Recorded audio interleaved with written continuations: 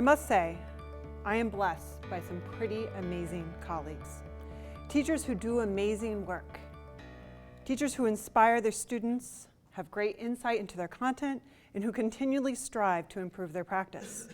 They inspire me and make me want to improve. The world needs more of these leaders, and someday I hope to count myself among them, because it's the most important work. But it's really not enough, because we also have to take time to give voice to our work. Because if our best teachers are not given time and opportunity to advocate for our students in our profession, someone else will fill that silence. Too often, these are the voices of people whose only classroom experience is in the seat of a student. Our profession does not provide easy access for this. We work in a system that was built for another time. We teach in factories that move batches of students along at the bell. We might as well just put a conveyor belt in the hallway. We squeeze out every second of productivity we can. And our schools still fundamentally look very much the same they did over 100 years ago. And our careers are still very similar too. Except now, we're allowed to get married and have children, so I guess that's progress. Still, moving up in our career too often means leaving the classroom, leaving the students who are the very reason we began this endeavor in the first place. Which forces us to break new ground if we want to step beyond our classrooms without becoming a principal or going to work for another education agency, which is also important work, but not what I'm talking about today. Teacher leadership can be like climbing a rock face. Now let's be honest, I'm a physics teacher and I don't have a lot of rock climbing experience, but I really love metaphors. I really love a good metaphor, and in the absence of a good metaphor, we're going to work with this one. So from the ground, we see a relatively straight path from here to the top. It's not until we get into the climb that we start having to negotiate the precarious footholds and force us to go sideways or even backwards before we can move forward and up. And looking back from my current position, just a little bit up the rock, I can trace over the steps that led to my present hybrid teaching position, and I can see a clear path. But 10, 5, or even 2 years ago, looking forward, I saw a very different future. The job I have now certainly didn't exist. In fact, 3 years ago, neither program I work in had even been conceived. I never would have dreamed of the chance that I had to shape my own program. From the ground, it looks easy, and the footholds and hand grips, they appear obvious. You could easily coach someone standing at the ground looking up. However, when you get into it, some of those footholds turn out to be slippery. Some of those opportunities turn out to be risks. And perceived advantages can become challenges when you start working for change. Colleagues you collaborate with for teaching may not be as eager to collaborate when you start pushing your boundaries beyond the classroom wall. Many of those familiar and reassuring structures in our classroom for teaching can begin to feel unnecessary and even claustrophobic as impediments when you begin advocating for change. On the converse, some of the more threatening features on the rock turn into opportunities as you gain skill and confidence with your climb. That narrow crevice sure looks intimidating to me, but to someone who knows what they are doing, it's just the place to reach in and really grab hold. Perceived hindrances early in my career later turned into opportunities. For example, when I began working at Johnstown a decade ago, I saw its small size as a drawback. I was terrified to be the only physics teacher in the district and not have anyone to turn to for help as a beginning teacher with content, with unpacking my state standards, and understanding the impact of state mandates on my physics instruction.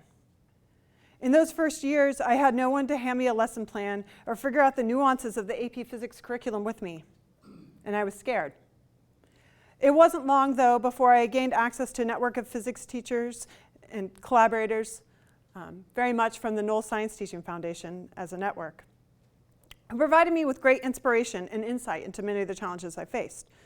So then when I was ready to make a major change in the Johnstown physics program, suddenly I was thankful that I was the only person I had to convince. A small school can be a great thing for getting to know and really reaching students. And since my early mistaken impressions of teaching in a small setting, I've learned to value the many opportunities it offers over the very few drawbacks.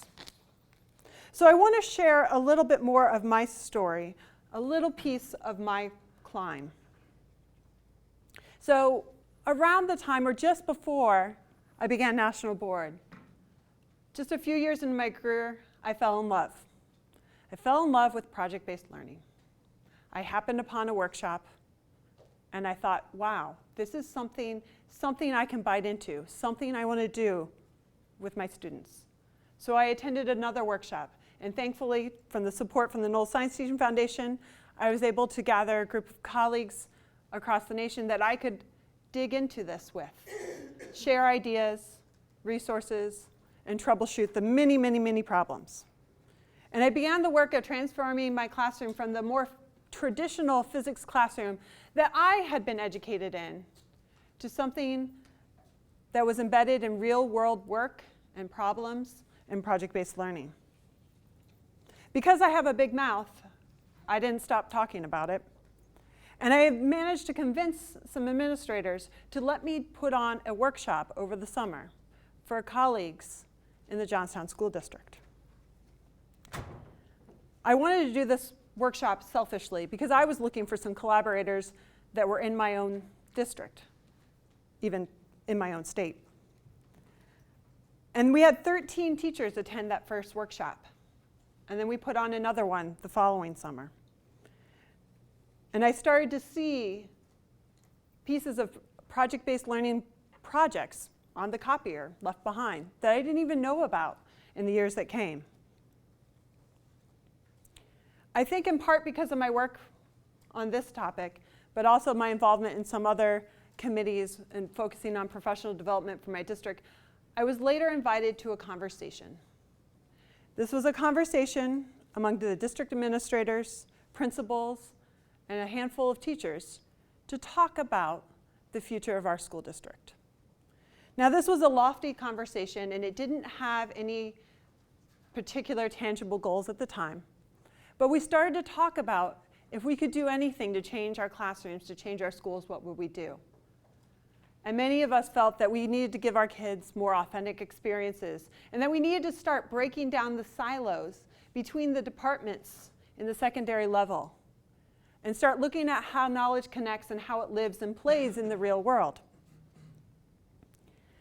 I told my leaders at the Knoll Science Teaching Foundation about this conversation.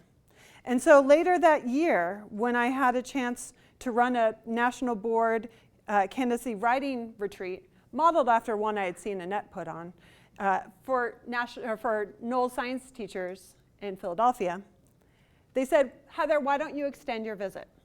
Come down a day early. We want you to visit some schools that might inspire the conversation you're having with your administration. So I had to go and plead for that extra day, for that extra sub. And when I did so, something funny happened. My superintendent and assistant superintendent said, sure, you can go, but we're going to follow you. And they did. They showed up in Philly, right on my heels, and we went together to visit a school. The school was called the Sustainability Workshop, and it was run by Simon Hogger, who was a teacher and is now a teacher, leader, and principal. This was a pilot school in its first year. They had 2 teachers, 30 students, and a nearly abandoned Victorian home that they called their school. And those teachers and students worked together, integrating all the subject areas the students were studying in their senior year: math, science, physics, and English. And we saw how those students were integrating that work in real-world projects, getting passionate about real-world problems. After that visit, my administration went back. I went to my writing retreat. But then when I returned to school the next week, I was met with a surprise. I was invited down to the superintendent's office, and they asked me, "So Heather, what if we freed you up for half a day next year? What if you could work with another teacher?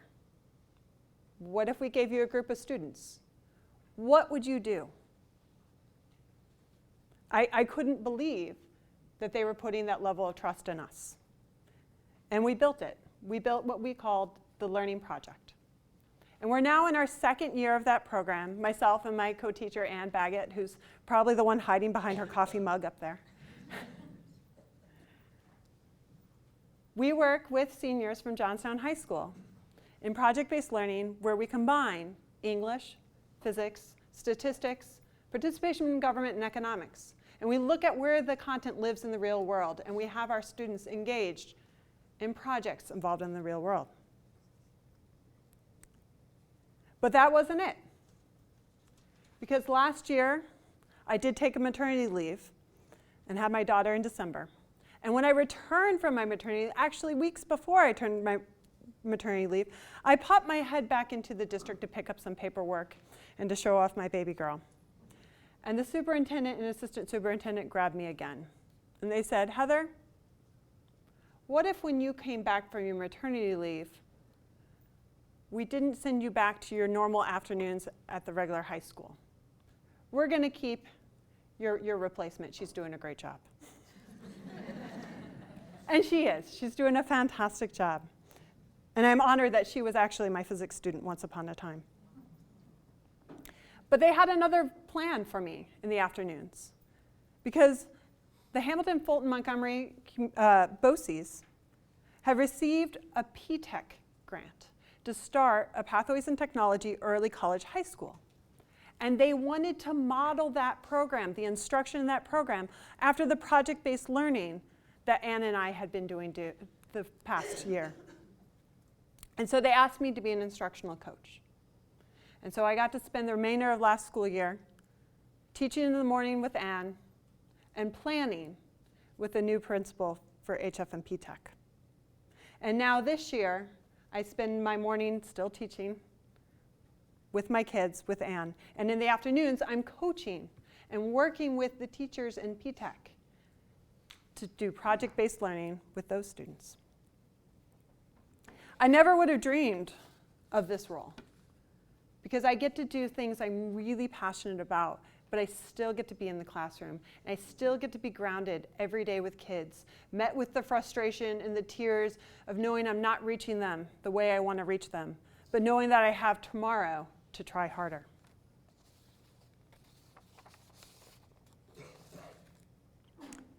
Rock climbing and leadership have another common thread. We need knowledge and skills to do what we do and do it safely. While I won't be signing up for rock climbing classes anytime soon, I did sign up for teacher leader training unknowingly about 5 years ago when I walked into a room at the Sand Creek Middle School for an information session about National Board led by Annette Romano. Candidacy helped me take a critical lens to my work as a teacher. It taught me how to ask better questions about my students, myself, and the systems in which I worked. It forced me to take time for reflection, which I always knew was somehow important, but the power of which I had not yet internalized and never really made time for.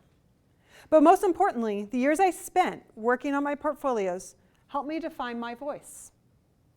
With the support of Annette, other NBCTs, many in this room, and the candidates of my support group, as well as my colleagues back in my home district, I began learning how to articulate my practice more clearly, convincingly, and concisely. Well, maybe I'm not so concise this morning, but from writing came speaking. I'm kind of a verbal thinker, if there is such a thing, and anytime I need to work out a new idea, I do best by talking it through. You can just ask the amazingly patient Anne. But more importantly, National Board got me to start talking seriously with others about teaching. Beyond discussions of difficult students in the faculty room or of tricky bits of content with other physics teachers, the certification process provided a reason and a framework for talking about the very essence of our work. After certifying, I had the amazing opportunity to serve on the committee to revise national board standards for accomplished science teaching. Rarely is there an occasion for 10 to 12 science teachers and other science education professionals to sit around a table for hours and hash out what it really means to be a science teacher. I think these meetings totaled 25 days over the course of a year. It was grueling work, but it was also a thrilling luxury to spend so much time simply thinking, talking, and writing about teaching. But immediately before my work on that committee began, I found myself in a situation I fear is all too common in our present and our future. I was in a conference room full of experts in science education, the who's who list, who were prepared to decide whether or not those standards need to be revised. And when I, as the only active classroom teacher in the room, finally had an opportunity to chime in and give my opinion, they listened. They were impressed by what I had to say, maybe even a bit surprised. Maybe I should have been flattered. I think I was at the time. But thinking back to that, I'm not flattered at all.